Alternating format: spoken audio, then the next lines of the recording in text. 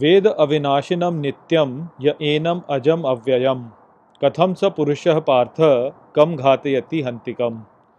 Hello friends, this is the 21st shlok of the second chapter of Bhagavad Gita, and in today's video we will understand this shlok in detail.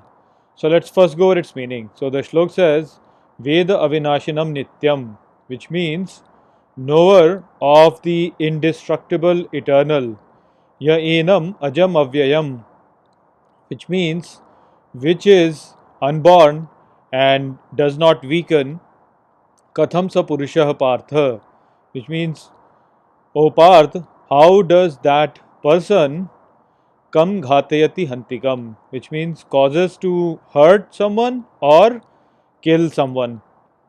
So over here, Shri Krishna is telling Arjun that a person who understands the indestructible eternal, he uh, he is the one who cannot really hurt anybody, or he is the one who cannot really kill anybody.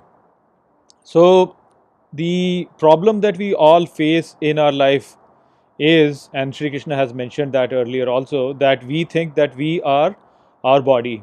So when we think that we are our body, we limit ourselves and we think that we will die when this body dies. Now, our own nature as such is infinite, and so we have this inherent desire inside us to grow out and become infinite. And therefore, what happens is that we want to achieve so many things in just this limited life over here, which definitely is impossible for us to do. So, this creates a lot of problem, and in the hurry to really become infinite in this very small interval of time, we perform so many uh, bad things, you can say, where there is competition and all, and we basically fight with each other and try to compete with others and try to dominate over others and do things like that. So this is the situation of a person who does not have the knowledge of the eternal unchanging inside us. When the person realizes the eternal unchanging inside us, and he realizes that when he will die, his body is the only thing which is going to die, he himself is eternal and unchanging, then the person realizes that he is not his ego, and he also realizes that there is no way for him to really expand to infinity just through this body.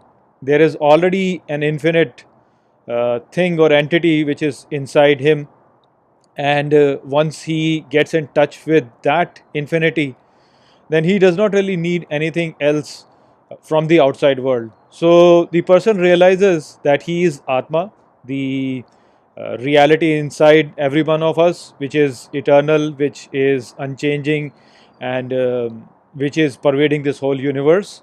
And this identification of ours with our ego is just an illusion which we have created to increase our survival in this universe, and is something that we have cultivated through bad practices of giving value to this physical universe and just limiting our senses to this physical universe.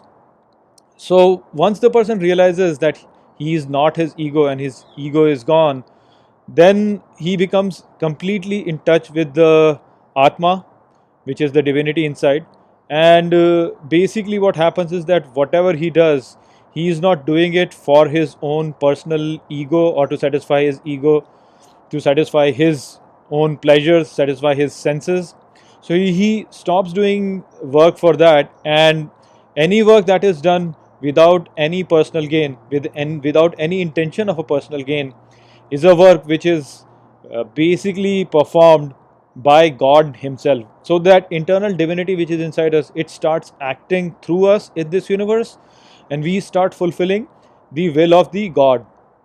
Now, the will of the God in itself is always going to be good, because God is good in itself, and so the will of the God is going to be good with good people also, and it is going to be good with bad people also. So that is the whole idea that Sri Krishna is mentioning over here, that those people who know the Atma, who know that inner divinity, they do not perform anything negative, they do not hurt anybody or they do not kill anybody, even though it might appear that they are doing that.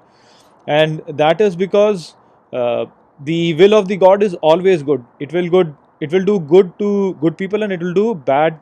It will not do bad. It will do good to bad people also. So, as an example, our parents, they are always good to us, and when we do good things, then they reward us. So that is the good thing that they do.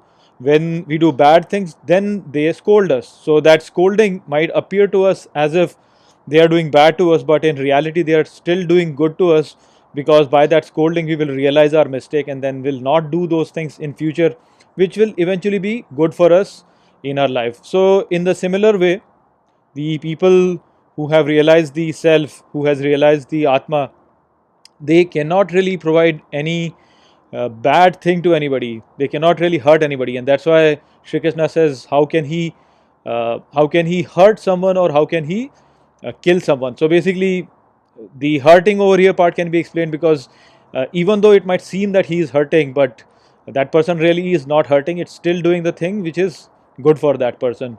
And how can he kill me is because he already realizes that everybody is Atma, and everybody therefore is eternal, everybody is immortal. And so even if he's killing the other person, he realizes that he's not really killing the other person. The other person, he's only killing the body of the other person.